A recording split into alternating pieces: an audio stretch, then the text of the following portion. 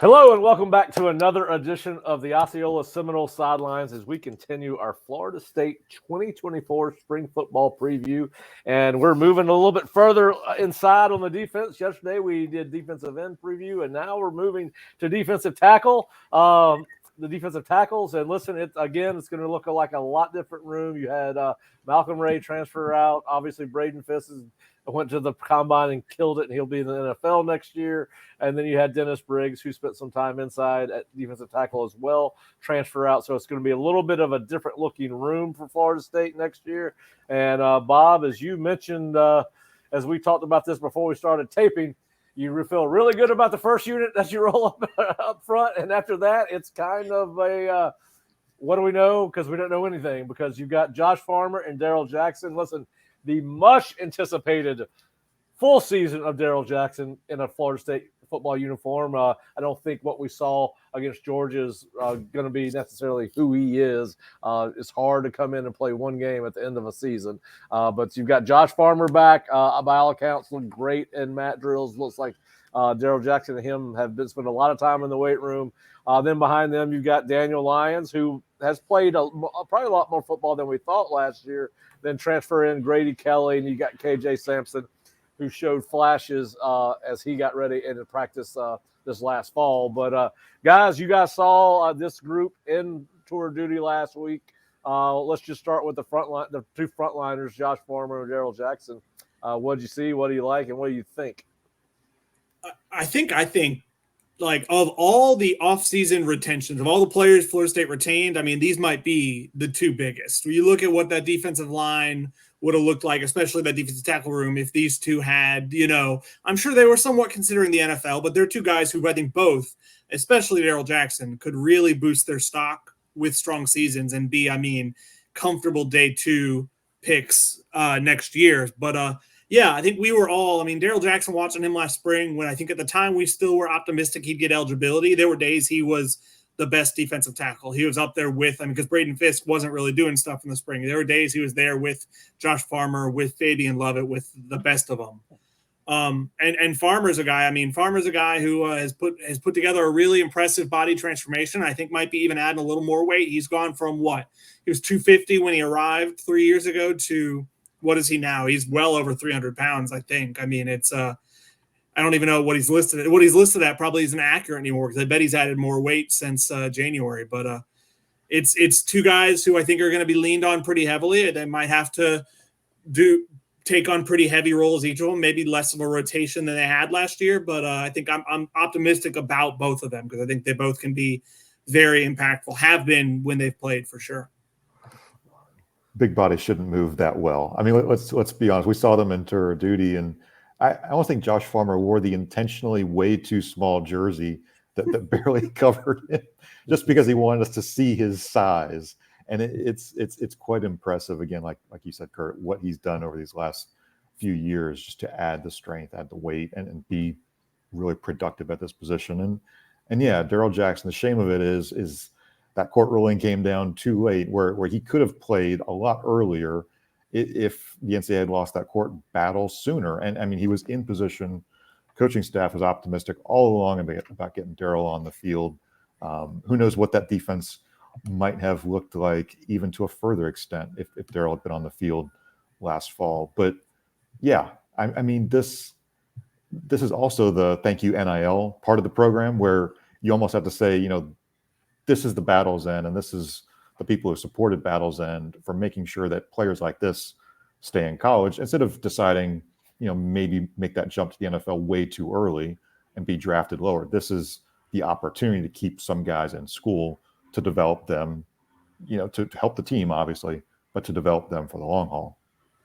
Yeah, I think we think that both of these guys have the potential to be taken in the upper half of the draft next year. I think Darrell Jackson's got a chance to be taken in the first 2 rounds if he plays up to his potential. And Farmer, who knows? I haven't done any draft projections on him yet, but certainly a guy that is powerful, strong, and has played a lot of football for Florida State. So I think you feel really good about those two. By all accounts, it looks like they have everything I've heard. I did not see them, but it sounds like they've kind of gotten in even better shape than they were coming out of last season. So I'm looking forward to seeing. I've been told they're leaner than they were last year, and I cannot wait to see both of them in a little bit better shape.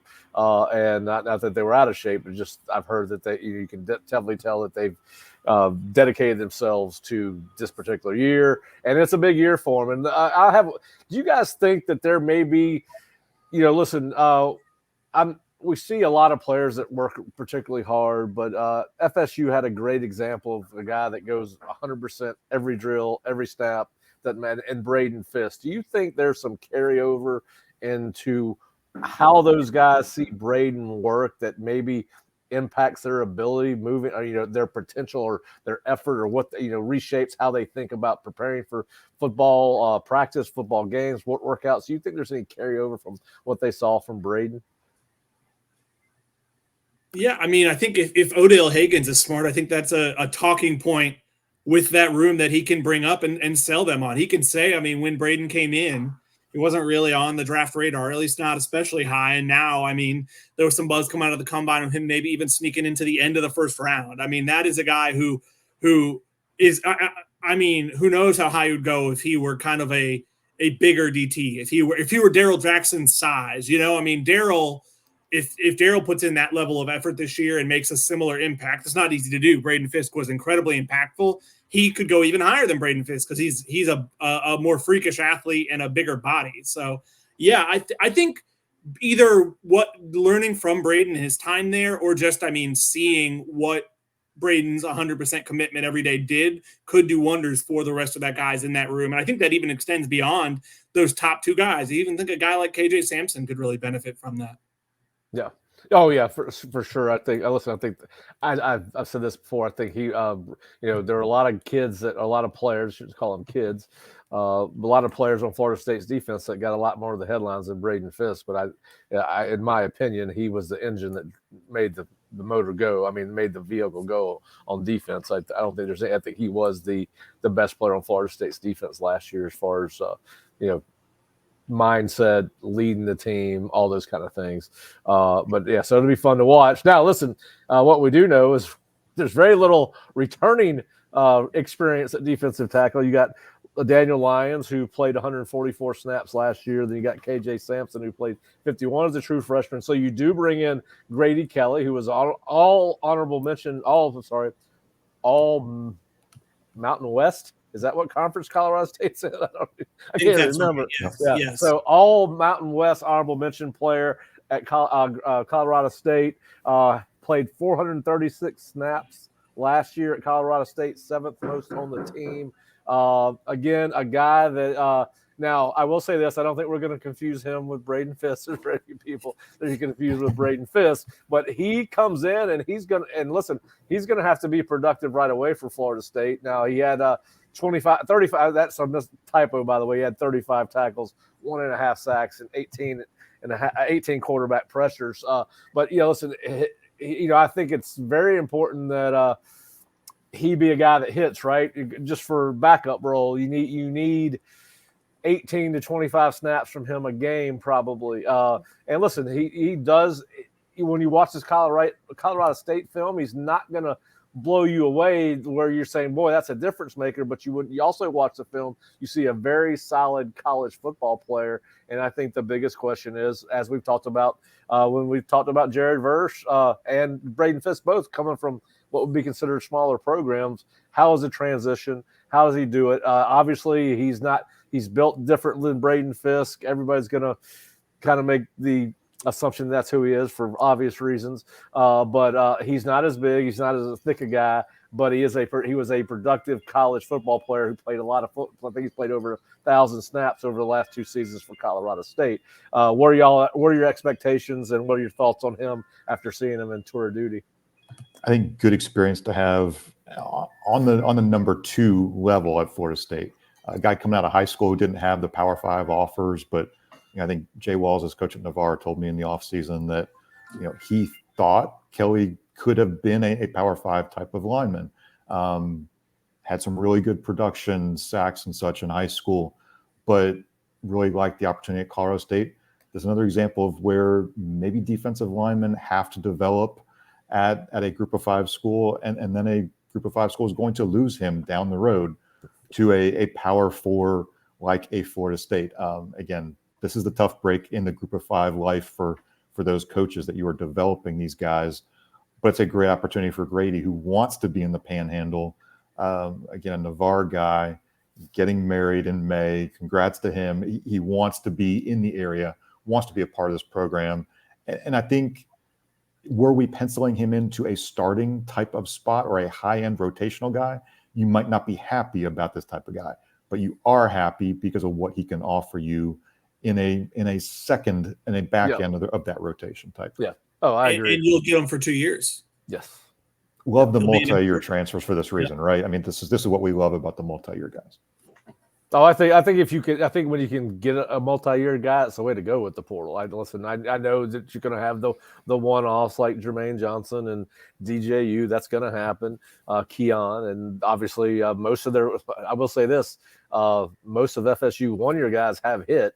We have not seen some of all the multi-guy years hit, but you have seen most of the 1 year come in, fill a void. They've worked, and then so listen. I think you're exactly right. I think they knew what they were getting in Grady Kelly. I think they knew they needed some depth, certainly some proven depth, which he will provide. He's played a ton of football, because what you got behind him is you got Daniel Lyons. I think we all have been impressed with what we've seen with Daniel Lyons. He's a kid that has grown into his body. He flashes just about every practice. He is a kid that just continues to get bigger and stronger. 144 snaps last year. I think he is a guy, if you told me that, if I was listen, we know they're high on KJ too, who played 51 snaps as a true freshman, but I think Daniel Lyons may be that guy that's ready to take the next step, and maybe one of the reasons that a guy like Malcolm Ray decided to move on and go to another school. That one still baffles me, but we're not here to talk about who's not here. We're here to talk about who is here. But what are your thoughts on Malcolm Ray? I mean, I'm sorry. Daniel Lyons. Yeah, I think you're right. I mean, Daniel could be a guy who could be stepping into a starting role in 2025, because we fully expect Farmer and Jackson to move on, or they'll hit the portal yet again and try to find somebody to maybe complement a guy like Daniel. So these are big years. I think there is a formula. Odell Hagen's developing guys, and you have to be patient up front. If you're willing to be patient, take the time, work on your hands and get better and better through the years. The roadmap is there to get you to success at the college level and the NFL. So we'll see. It could be, again, like we said, for a lot of these guys, it could be a really big spring for a guy like Daniel. I've always liked what I've seen from him in the limited game action, and now it's kind of your reps are probably about to go up. Let's see how you handle that, because I think, he's passed pretty much every test, but he hasn't faced the tough test yet of truly being a regular rotation member who's getting 20 plus snaps a game. Yeah, and being productive in that role. You're exactly right. And the same thing with KJ Sampson. Now, listen, KJ is something we know. Odell is high on KJ. We've heard him talk about him. Listen, he is a guy that, for a true freshman, did flash in practice from time to time. He's got a long way to go, obviously. When you're playing every down, it's different than showing a flash when you get 2 reps out of every 10 in an individual drill type of thing. But certainly a kid that came in with a high ceiling, again, because of where Florida State is from a depth perspective. He is a guy that, like Daniel, will need to take the next step in his development, because right now, the only 2 other guys you got coming in scholarship-wise at defensive tackle are Deniz White and Jamari Flagg, and they're going to be true freshmen. And I think we don't expect them to make much of an impact, right? I mean, it's hard to do that at defensive line. So you got what you got with those 5 guys. Now, do you move one of the defensive ends down if you feel good about, is TD big enough, Durjay, to move down? I think they brought him in to play defensive end. I think he came here to play defensive end. I would be shocked if that move happened. What I would not be shocked by is Florida State going into the portal at the end of spring if they found a defensive tackle that goes into the portal post-spring that they like, because we know they exhausted all the opportunities for guys that entered in January, right? I mean, they brought in the guys that they felt like they would be good fits for the program. So do you guys think that Florida State, this is a position that Florida State may go portal shopping post-spring? I think the wild cards are, we don't know who will go in the portal, and Florida State could be an attractive destination as a buyer in the portal. Let's call it the buyer. Also, we just don't know how Mike Norvell is allocating scholarships, because Florida State will be down a couple of scholarships. Again, how does the staff choose to go from 85 to 80 based on that silly NCAA penalty that I won't rant about too much, but it is something that you have to think about from a roster management standpoint. But I think they could be in the position to grab somebody in the portal, yes. I think this spring is big for guys like Daniel Lyons, for even a KJ Sampson, who I thought maximized that redshirt year and could have a role this year. I think it's good. It'd be an opportunity for them to show we don't need to do that. These 5 can get the job done. Now, is there any way that the defensive I mean, in your opinion, like I don't think they're going to be as good as a whole defensive tackle as they were this past season.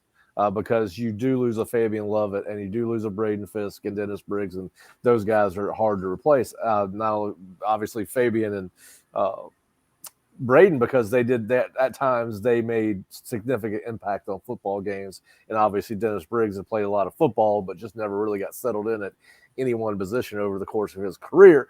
So, how do you guys? I mean, how far do you feel like this room is off from where it was last year? Not as much experience depth, yes, but I think we're curious about that upside of these younger guys that we've seen just glimpses of. Yep. So I almost feel it's funny. I almost feel like the defensive end and defensive tackle rooms have flipped from last year, where I feel much better about the defensive end depth than I did last year, where they were kind of top heavy, and I feel much better, I think, about the defensive tackle top end talent and have some concerns about the depth. It's almost kind of reverse, but I think we'll see how much Josh Farmer and Darrell Jackson are able to play, but if those two are healthy, I do feel good about what you can get from them from however many plays you're able to play them and keep them kind of fresh as you can over the course of a season, which is no easy task. Well, and I imagine we're going to see them probably limited somewhat. I mean, I don't think they're going to get a full a complement of first team reps in the spring. I think that you'll see maybe some of these walk-on defensive linemen pick up some of those reps during the spring practice period. But I do think it's important that because you feel like you're pretty good with Farmer and Jackson and feel like you have a pretty good idea of who they are as football players, I think it's really important that Daniel Lyons, Grady Kelly, KJ Sampson, and company get a ton of reps in the spring. But as a small group, you got to be careful this spring. If you get one injured, I mean, yes. even as a sprained ankle that keeps them out 4 or 5 days, that's significant from where they are from a scholarship number standpoint. And we know they got Malachi Menzer and some of these other guys. But if you go in and look at their size and weight compared to these other guys at defensive tackle, they're not the same. They're not the same body types. They're not the same kind of explosive athletes. So, but we do know those guys will get some reps. But I am a little bit concerned about the lack of depth at defensive tackle. Should you have somebody go down, that's why I think it's almost. Again, the portal would have to be so barren of defensive tackles that they felt like they were wasting their time. And listen, obviously they are picky about who they bring in, or to this football team. Mike talks a lot about fit, but I think they've got to go out and look at a transfer defensive tackle as soon as spring's over and everybody starts entering the portal again. The portal. We got. I can't believe we're going to fix it to go through this again in another 2.5 months. I like the old days when January 1st rolled around, or January, whenever school started, you knew who the hell was on your football team for the next 8 months, until August got here. But it will be fascinating to see what they do with that. But listen, again, as we've talked about with just about every position group, there's questions everywhere. This is not so much about who your two first teamers are. It's about who the guys are going to back them up and keep them fresh during ball games. So I think it's going to be fascinating to watch. I think it's going to be Springs are always fascinating to me, and we're looking forward to seeing what happens with the FSU defensive tackles once we get to spring football on March 19th, and really. Probably about March 22nd when they put on the full pads for the first time is what I'm looking forward to. But listen, if you're going to be going to first of all, we want to thank our sponsor, Aer Lingus and Murphy Travel. They are setting up travel packages for FSU fans to go to Dublin, Ireland for Florida State's opener on August 24th against Georgia Tech. you can go to Seminoles2Ireland.com, and that's Seminoles, the number 2, Ireland.com.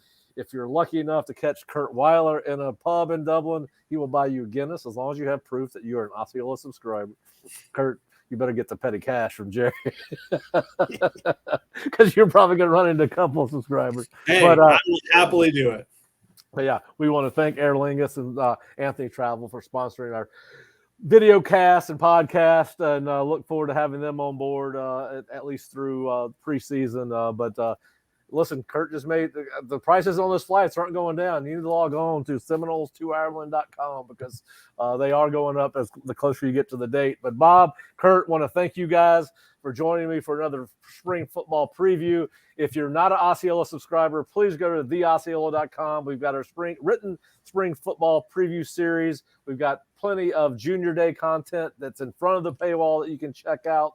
And then, of course, we'd love for you to subscribe to the Osceola so that you can go behind the paywall and get featured articles. We will have daily practice reports during the spring. We've got several junior days, including the big Legacy Weekend on March 23rd that we'll be covering. And we got some great news coming out this past Junior Day weekend. So please go to theosceola.com and check us out. Then if you're watching us on YouTube, please hit the subscribe button and subscribe to Osceola YouTube, and then hit the notifications button so that you get notified when we do videos, whether they're taped or live like this. But guys, we're getting a day closer to the start of spring practice, and I cannot wait because that is officially the start of the 2024 football season. Your Seminoles kick off the 2024 football season in Dublin, Ireland, as they face the Georgia Tech Yellow Jackets in the Aer Lingus College Football Classic. Join fellow Florida State fans on a trip you won't soon forget. Game tickets for the August 24th matchup are now available through Florida State Athletics Ticket Office and selling fast. Visit Seminoles2Ireland.com. That's Seminoles, the number 2, Ireland.com. And go Noles!